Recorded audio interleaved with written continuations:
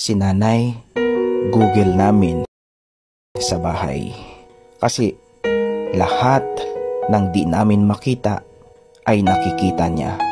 Lahat ng di namin alam ay alam niya. Lahat na lang itinatanong sa kanya. Gaya lamang ng mga ito. Mama, asaan po yung towel? Mama, asaan po yung sabon? Mama, asaan po yung uniforme ko?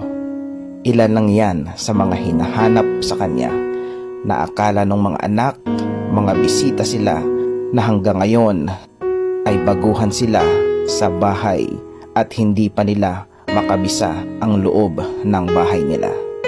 At kahit mga kalat, linisin at hugasin, si Nanay pa rin ang nakapapansin.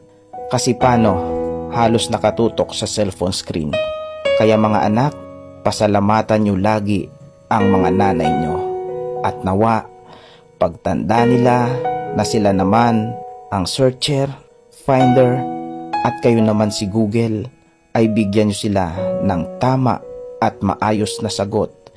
Huwag makakalimot na naging accurate sila noon sa pagbibigay sa inyo ng tugon. Si Nanay